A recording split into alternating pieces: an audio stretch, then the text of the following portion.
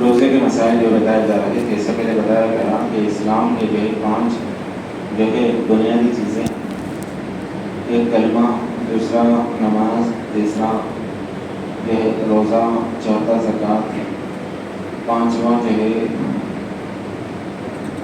حج۔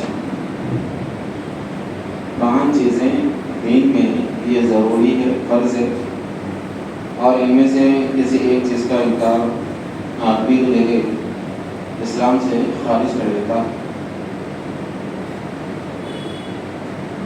یہ 5 میں سے ایک چیز ہے روزہ۔ روزہ رکھنا ہی ہے، کسی حال یہ معاف نہیں ہے، روزہ معاف نہیں ہوتا۔ لوگوں میں جو ہے دیکھا دے کہ جو بہت ساری چیزیں غلط پھیل جاتی ہیں اور لوگ جو ہے اسی کو پکڑ کر کے بیٹھ جاتے ہیں۔ ایسا نہیں ہے، ہر ایک کے لیے الگ الگ حکم ہے۔ جس کی میں مثال دیتا ہوں آپ کو، حضور صلی اللہ علیہ وسلم بارگاہ میں ایک شخص آتا آ کر کے کہتا ہے، یا رسول اللہ صلی اللہ علیہ وسلم، میرے لیے اسلام لانے کے بعد سب سے بڑی نیکی کیا ہے؟ کہ حضور یہ ان سے ہوتے کہ تمہارے لیے سب سے بڑی نیکی جو ہے جہاد کرنا۔ ٹھیک ہے، ضرور مجھے جائے۔ پھر ایک اور سوال یاد ہے، ان کا بھی سیم یہ سوال، انہوں نے پوچھا، رسول اللہ اسلام لانے کے بعد میرے لیے سب سے بڑی نیکی کیا ہے؟ حضور ان سے ہوتے ہیں کہ ماں کی خدمت کرنا۔ سوال ایک ہے لیکن جواب 2 ہے۔ صحابہ کرام پریشان ہو جاتے، یا رسول اللہ ان کے لیے جہاد کیوں، ان کے لیے ماں کی خدمت کیوں کر کے جو سوال کرتے ہیں تو حضور جواب دیتے کہ پہلے جو نوجوان آیا تھا انہیں اکیلا تھا، اس کے گھر میں کوئی نہیں تھے، اس کے ماں باپ بیوی بچے کوئی نہیں تھے، وہ اکیلا تھا، لہٰذا اس کو میں جہاد میں جانے کے لیے کہا۔ اور جو دوسرا شخص تھا، جو نوجوان آیا تھا، اس کے گھر میں اس کی بڑی ماں تھی، تو اگر انہیں جہاد میں جائے گا تو اس کی ماں کی خدمت کون کرے گا؟ لہٰذا میں نے اسے ماں کی خدمت کے لیے بھیج دیا۔ تو جو ہے ہر ایک کے لیے جو سوال ہوتا ہے نا، اس کے لیے جواب وہی ہونا ضروری نہیں۔ اس کے پس منظر، اس کے احوال کو دیکھ کر کے جو ہے جواب دیا جاتا ہے۔ یہ اس باریکی کو جو ہے لوگ سمجھنا۔ تو آج کل جو ہے نیا ذہن چل رہا فدیہ دینے کا۔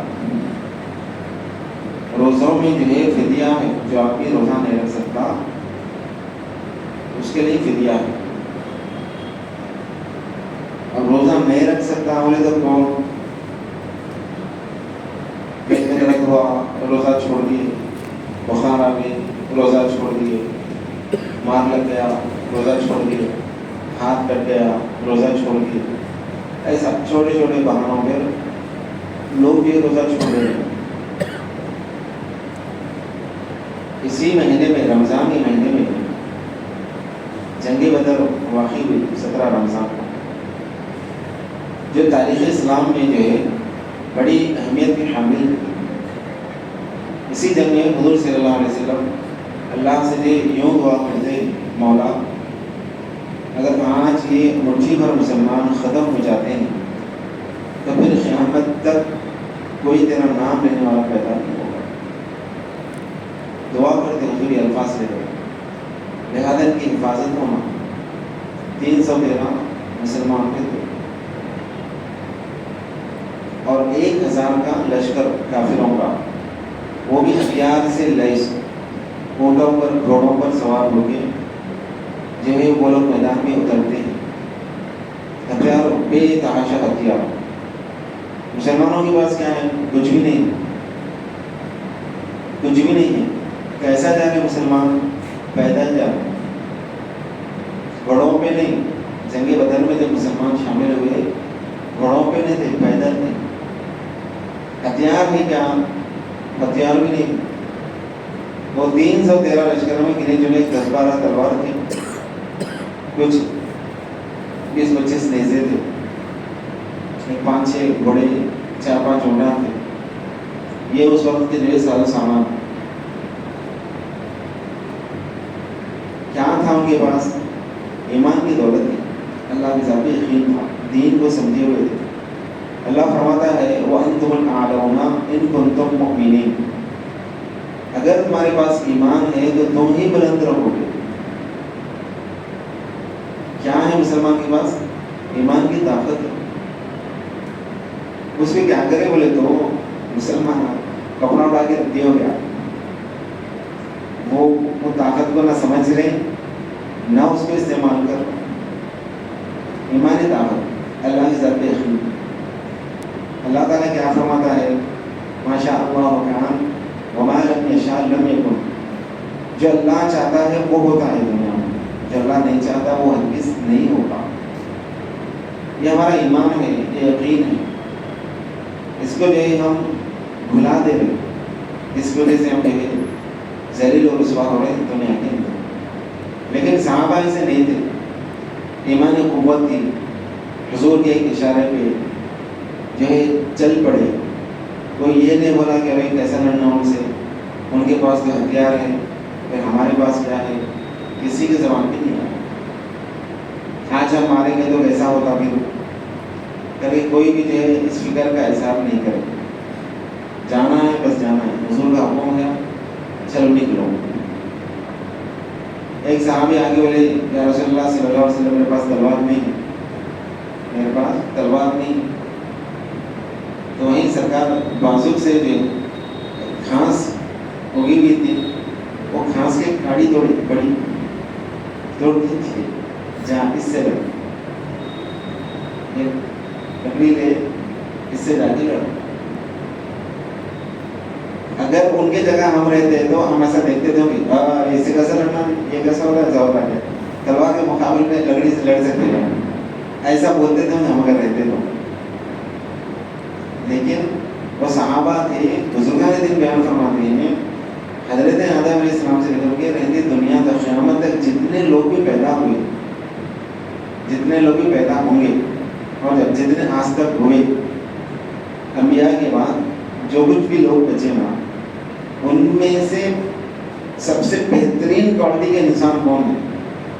وہ لوگوں کو چن کے اللہ تعالیٰ کیا کرا, حضور کی صحابیت کے لیے منتخب کرا. انسانوں میں سب سے بہترین کوالٹی کے انسان, ناشکرے, حسد بھرے اور جو ہے بزدل, اس قسم کے لوگوں کو چھانٹ کر کے جو بالکل ایمان والے ہیں, جو مضبوط ہیں ایمان کے, ایسے لوگوں کو چن کر کے اللہ تعالیٰ کیا کرا, حضور کی صحابیت کے لیے چنا. ویسے لوگوں کو اس وقت پر ڈالا, ایسا ہاتھ میں لیتے لکڑی جو ہے خوشی سے تھا, پھر لیتے نکل گئے وہاں. حضور دے دیے تو بس ایسے لڑنا ہی تھا, بالکل اسی جو لکڑی سے جا کے لڑے. یہ ایمان کی طاقت. تو یہ جو جنگ ہوئی نا رمضان کے مہینے میں ہوئی, 17 رمضان کو, اور پورے کے پورے روزے سے شامل ہوئے اس میں. اب ہمارا حال کیا ہے, کمر میں درد ہو رہا, پیٹ میں درد ہو رہا, گھٹنوں میں درد ہو رہا تھا, روزہ چھوڑ دیتے. لیکن روزہ رکھ کر کے میدان جنگ میں جا رہے, افطار کے لیے افطاریاں نہیں ہیں کچھ بھی, ایک کھجور آدھا کھجور رکھ لے کر کے افطار کا انتظار, ایک دو گھٹ پانی رکھ کر کے افطار کا انتظار. سموسے, برگر, پزا وغیرہ سجے دستر سجے ہوئے نہیں. اور میدان میں جو ہے اعلاء کلمت اللہ کے لیے, اللہ کے کلمے کو بلند کرنے کے لیے لڑے وہ لوگ. حضور ان کے حق میں یوں دعا کرتے ہیں کہ اللہ اگر یہ لوگ اگر مٹھی بھر مسلمان اگر آج ختم ہو جاتے ہیں تو اب کوئی تیرا نام لینے والا باقی نہیں رہے گا. کفار پورے اس کے ساتھ تیاری کے ساتھ آج تو پورے مسلمانوں کا کام تمام کرنا ہے, اور اس وقت کے سارے لوگوں کو یہ اطمینان کہ آج کلمہ پڑھنے والے لوگوں کا خاتمہ ہو جائے گا. کسی صورت میں آج مسلمان نہیں رہیں گے. سرکار صلی اللہ علیہ وسلم چادر اڑے ہوئے تھے, ایسا ہاتھ اٹھا کر کے جب اللہ سے دعا کر رہے تھے تو صاحب اتنا ایسا بلند ہوتے چلے گئے, سب اٹھا کر کے دعا کرنے لگے کہ یہ جو چادر تھی فرماتے ہیں نیچے گر گئی. تو حضور حضور کے دعا کو دیکھ کر کے صحابہ کو بھی رونا آیا. حضرت عمر علیہ السلام آگے بڑھ کر کے وہ چادر اٹھا کر کے حضور کا سڑواتے ہوئے عرض کرتے ہیں یا رسول اللہ, اللہ نے آج تک بھی آپ کی دعا کو رد نہیں فرمائی تو پھر آج کیسے رد کرے گا؟ ہمیں امید ہے کہ یقیناً اللہ کی طرف سے مدد آئے گی. اسی وقت اللہ تعالیٰ کی طرف سے وہی آتی ہے کہ وَلَقَدْ نَصَرَكُمُ اللَّهُ بِبَدْرٍ وَأَنْتُمْ أَذِلَّةٌ فَاتَّقُوا اللَّهَ لَعَلَّكُمْ تَشْكُرُونَ إِذْ تَقُولُوا لِلْمُؤْمِنِينَ أَلَنْ يَكْفِيَكُمْ أَنْ يُمِدَّكُمْ رَبُّكُمْ بِثَلَاثَةِ مِنَ الْمَلَائِكَةِ مُنْزَلِينَ بَلَىٰ إِنْ تَصْبِرُوا وَتَتَّقُوا وَيَأْتُوكُم مِّن فَوْرِهِمْ هَٰذَا يُمْدِدْكُمْ رَبُّكُمْ بِخَمْسَةِ آلَافٍ. 3000 فرشتوں کے ذریعے سے جو ہے مدد تمہیں بھیجی جائے گی. اس کے فوری بعد اور 5000 فرشتوں سے تمہاری مدد کی جائے گی. اور فرشتے اتر پڑے میدان جنگ میں. فرشتوں کا کیا کام ہے سب؟ فرشتوں کا کام کیا ہے؟ اللہ تعالیٰ کو کھانے پینے سونے ہر چیز سے, یعنی انسان کی جتنے ضروریات ہیں نا وہ ساری ضروریات سے اللہ نے فرشتوں کو پاک رکھا. نہ ان کو بھوک لگتی, نہ ان کو جو ہے پیاس ہوتی, نہ ان کو کھانے کی حاجت, نہ سونے کی حاجت, نہ بیوی بچے, نہ وہ عورت نہ مرد. ایک نورانی مخلوق وہ صرف اس لیے بنائے گئے ہیں کہ اللہ کی مدد کرے. لیکن ایسی مخلوق کو بھی اللہ تعالیٰ مسلمانوں کی مدد کے لیے میدان جنگ میں اتارا. اتر پڑے سارے فرشتے اور مسلمانوں کی جو مدد کی. تو روزہ رکھ کر کے میدان میں آئے. ہمارا روزہ رکھنے ہاتھ نہیں ہوتا, ہم اقسام کے بہانے جو مسلمان ہوتے ہیں. ایک ایسے تاریخ اسلام میں جو ہے جنگ خرقہ کر کے نام سے جنگ جو ہے بیان کی جاتی ہے. خرقہ کے معنی کیا آتے ہیں؟ ٹکڑا ٹکڑا. اس جو ہے جنگ کو یہ نام کئی کو دیے. اس کے بارے میں مفسرین بیان فرماتے ہیں کہ جب یہ جنگ میں گئے تھے تو شدت کی دھوپ تھی, سخت دھوپ. اور عرب کی دھوپ کیسی رہتی, اس کی تپش کیسی رہتی. آپ جو ہے حجاج کرام جو حج کو جا کر کے آئے, جو عمرے کو جا کے آئے, ان سے پوچھیے, آپ وہ لوگ بتا دیں. یہاں میں ہی سمجھتا ہوں مئی کے مہینے میں جتنے سخت ترین دھوپ رہتی نا, اس سے بھی کئی گنا زیادہ دھوپ تپش کی وہاں پہ صبح 8 بجے رہتی. وہاں صبح 8-9 بجے رہتی. وہ دیکھے سو والوں کو سمجھ میں آتا کیسی دھوپ رہتی وہاں. اور وہاں کی پتھریلی زمین, سنگلاپ پہاڑیں وہاں کی اگر دیکھیں گے تو جو رونگٹے کھڑے ہو جاتے ہیں. اور یہ کیا بھائی, کہیں دور دور تک کہیں سبزہ جھاڑ درخت ٹھنڈی چھاؤں نظر نہیں آتی. واقعی میں نہیں آتے. آج کی ویسی چیز جدھر دیکھے ادھر چٹیل میدان بھی آپ کو نظر آتے رہتا.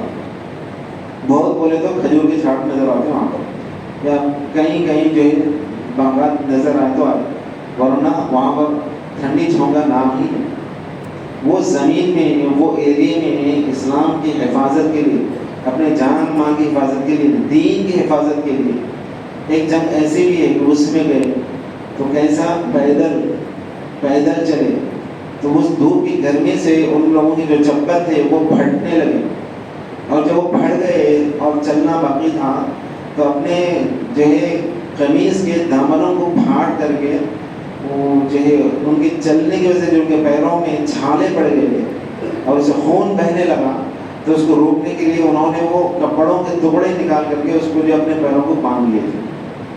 یہاں تھا, اس سے اس کا نام کیا پڑا, جنگ خرقہ.